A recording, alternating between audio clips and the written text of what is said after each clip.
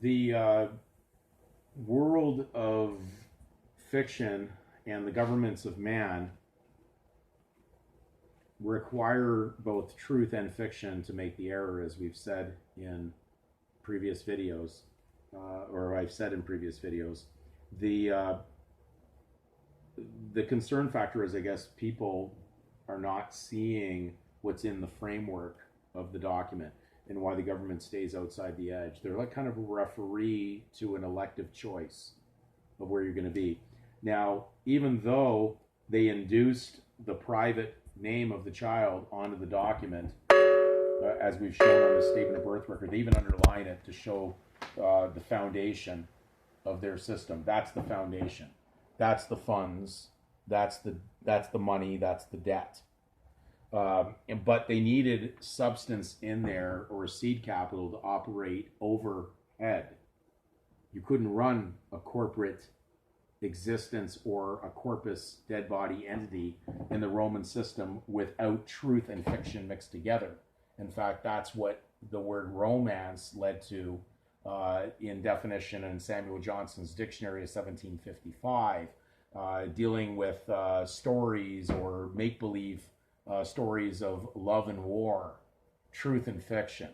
To romance is to lie, to feign, to fictio. So in the journey of the fiction, in the world of the father of the lie, of course you would need a fictio father of the lie name in order to operate this system. But he needed you to support the lie, so there had to be some truth in there to have a lie, because a lie doesn't operate only on its own. It has to have some truth and error in it to be a lie. So you can't enter private, your God-given name, into the public without there being a collision or an accident occurring.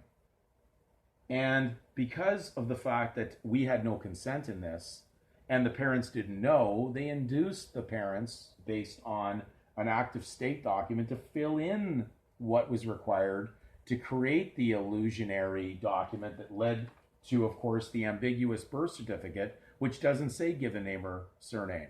So we're reiterating this whole explanation so that you are going to get this in your head and in your heart, so you comprehend the difference between active state and active God. There is an active God event happening on here, but not in active state. The only active state child is the surname. That is the registration. Now, had not the parents, if they were in knowledge, they would have, even if they had entered into it and were doing it, they didn't have to put you into it. They could have let you make your own choice, and that's why they could have put not applicable there. Or they could have put, basically void, or whatever would have been that it was not, or non-transferable would be a good wording for there, because the given name is not transferable to the state. You're allowing the assignment of the name onto there, which causes the problem, and that's where the issue comes in the explanation of what we're talking about.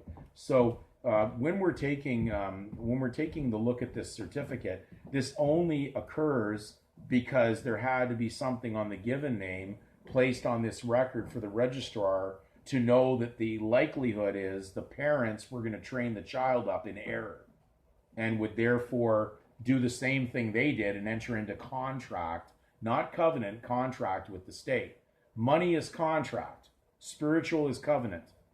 This is not a covenant, this is a contract. This is an implied contract that goes on here. But the child could never have consented, never been involved, and has the ability to do something. So there's an act of state going on with the surname, and there's an act of God that is mixed in there. But in insurance law, act of state and act of God have an interesting relationship when those things happen. But until you wake up under act of God, the act of state will continue against you.